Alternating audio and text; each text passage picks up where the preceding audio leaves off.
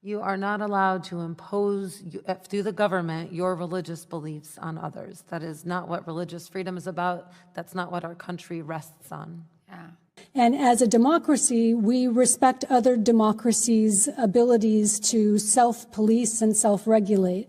And so this process is underway. Our voices have been heard. Your voice is going to be heard. Obviously, there's international attention focused on this national citizenship registration.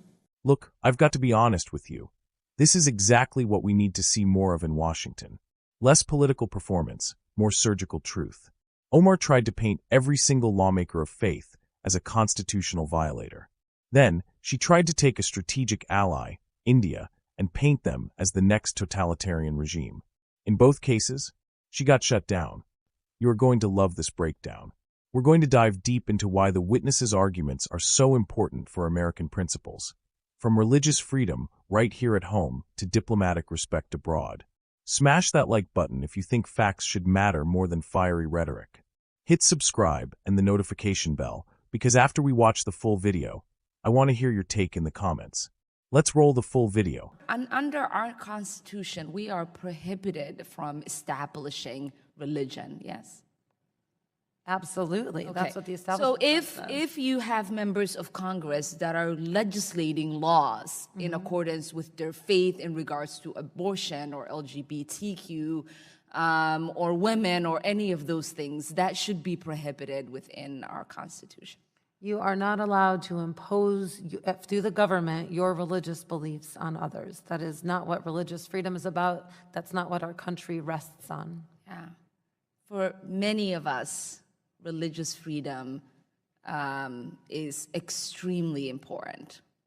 It is life and death in this country. Yes. Many of us fled our countries to come to the United States because that is the one thing that distinguishes us from many countries.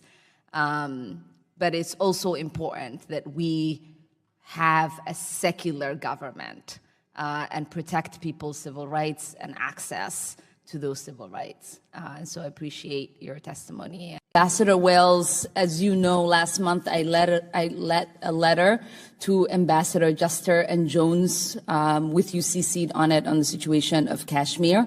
Our partnership with India is strategic, but it's also based on our shared values of democracy, religious pluralism, and the respect of human rights.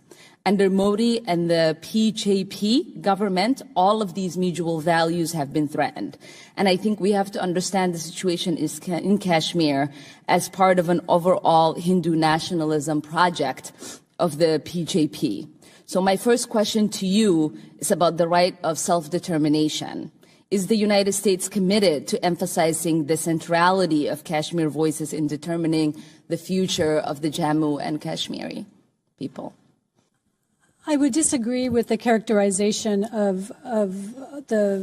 that we don't have a values-based relationship with the government of Prime Minister Modi. And I would just underscore that Prime Minister Modi came in a consecutive term. He achieved a majority vote in a very diverse we can agree to disagree on that. I just would like to understand if we are going to centralize the voices of the Kashmiri and... But just to provide context, I mean, the actions he took were approved in Parliament, including by members of the opposition. The Supreme Court is reviewing that decision. The High Court is reviewing habeas corpus petitions. The institutions of India's democracy are working.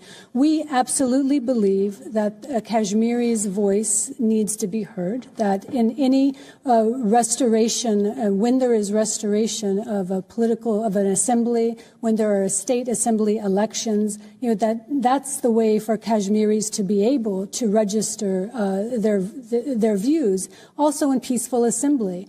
And so I think the concern over the restrictions on movement and what we've seen over the last 78 days is that ability to protest peacefully has been difficult for Kashmiris to exercise. Yeah.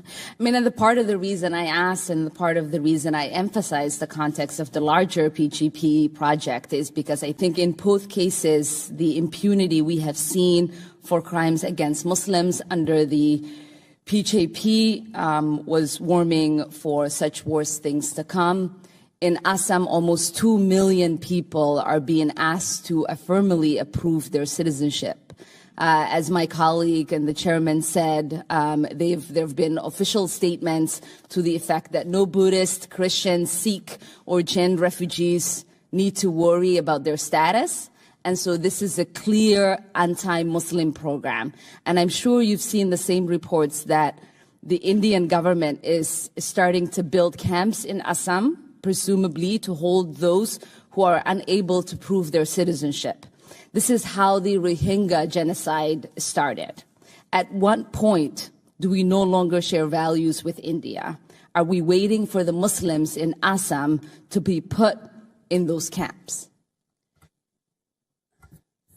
The certification of citizenship in Assam dates to a 2013 Supreme Court ruling that ordered the government to do so, to address questions of illegal immigration. The process, which continues to unfold and continues to be challenged in the court, it now has 1.9 million people who have not been certified. And that includes both Muslims and Hindus. There are 300 appeal panels that are being set up for those individuals to appeal this determination. And as my colleague stated, we're concerned that many of these individuals who may not have the wealth or the education to successfully be able to document their citizenship are vulnerable. We will continue to watch this very closely, but I would stress that the appeal process is still open. The judicial process is still working in India. And as a democracy, we respect other democracies' abilities to self-police and self-regulate. And so this process is underway. Our voices have been heard. Your voice is going to be heard. Obviously, there's international attention focused on this national citizenship registration. All right, let's unpack this. We just watched 2 different hearings where Representative Omar used essentially the same strategy. She starts with a highly inflammatory premise, asks a loaded question, and tries to force the witness to validate a radical position. But the witnesses, Miss Laser and Ambassador Wales, they didn't just disagree, they surgically disassembled her entire framework. First, let's look at Miss Laser. The moment Omar asked if a religious person should be prohibited from voting their conscience, that was the key. Omar was trying to sell this flawed idea that a secular government has to be a government void of religious people. That is extreme. Miss Laser's response was a masterclass in American Civics 101. She clarified the Constitution beautifully. The government cannot establish a religion. It cannot force you to adopt a belief. But to suggest that a lawmaker, a Christian, a Jew, a Muslim, anyone, must leave their conscience at the door to legislate is fundamentally undemocratic. If your personal convictions about the sanctity of life or traditional values inform your vote, that's called participation in the public square. That's freedom. Miss Laser ensured that Omar couldn't weaponize the Establishment Clause against the core principles of free expression and conscience. It was a firm, constitutional rebuke. Now let's talk about the India segment, because this is where Ambassador Wales absolutely turned the tables. Representative Omar's language was explosive, comparing India's National Register of Citizens, NRC, to the start of a genocide. That is a massive, irresponsible accusation against the world's largest democracy and a critical U.S. ally. Ambassador Wales's victory here wasn't just diplomatic, it was factual. She used 3 key points that completely shattered Omar's narrative. She pointed out that the NRC process wasn't some political plot dreamed up by Modi. It was ordered by the Supreme Court of India in 2013 to deal with illegal immigration. That is a rule of law process, not an arbitrary political attack. That context changes everything. A sovereign nation has a right to manage its borders and citizenship role based on its own judicial rulings. This was the biggest fact-check of the entire hearing. When Omar accused the NRC of being a clear anti-Muslim program, Ambassador Wales pointed out that the millions of people who were excluded included both Hindus and Muslims. Boom. That one statistic proves the process is about documentation and legal status, not religious persecution. It blew up the religious targeting claim right then and there. Finally, the closing statement by Ambassador Wales was pure diplomacy. She said the U.S. respects other democracies' abilities to self-police and self-regulate. She affirmed that India's democratic institutions, the courts, the opposition parties, are still functioning. We don't need to treat a strategic partner like a banana republic that requires our perpetual lecturing.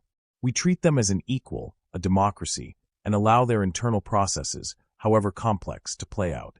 In both hearings, Representative Omar tried to use a political committee as a stage for ideological confrontation, and in both cases, the witnesses replaced her aggressive, loaded rhetoric with principled, indisputable facts. That's a massive win for integrity in Congress.